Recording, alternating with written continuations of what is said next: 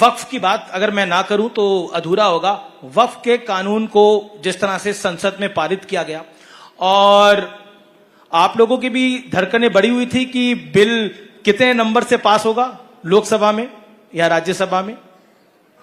देखिए, मुझे लगता है कि लोकतांत्रिक व्यवस्था में नंबर अहमियत रखता है जी, लेकिन भारतीय जनता पार्टी के नेतृत्व को पूरी तरह से भरोसा था, विश्वास था, अपने संख्या बल पे भी और अपने साथियों के, हम सब के इस विषय पर एकजुट होकर के साथ खड़े रहने पर भी।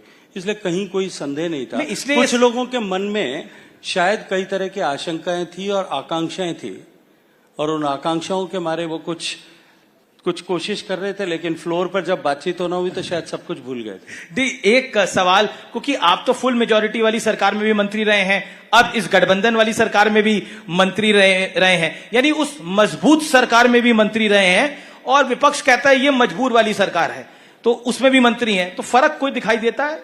लिटमस टेस्ट हो गया है ना। मुझे लगता है कि वक्फ के बिल के बाद में शायद जो है विपक्ष जो बातें करते थे उस पर पूर्ण विराम स्वतः लग गया है। लेकिन विपक्ष एक बात बहुत पुरजोर तरीके से कह रहा है कि इस देश में अक़लियतों का, मैं नाम लेके बोलता हूं, मुसलमानों का गला घोटने का प्रयास हो रहा है। ये मैं कोट कर रहा हूं एक विपक्ष के सांसद को।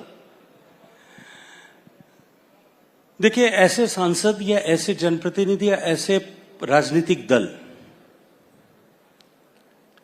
जो तुष्टीकरण की राजनीति के पुरोधा थे और तुष्टीकरण करके अपने सत्ता के सिंहासनों पर बैठे थे और सत्ता सुख भोग रहे थे, उनमें जब देश के प्रत्येक नागरिक को एक समान अधिकार और अवसर देने की बात जब आने लगी है, तब से मुझे लगता है कि शायद उनके पेट में दर्द होना वो स्वाभाविक हो गया है।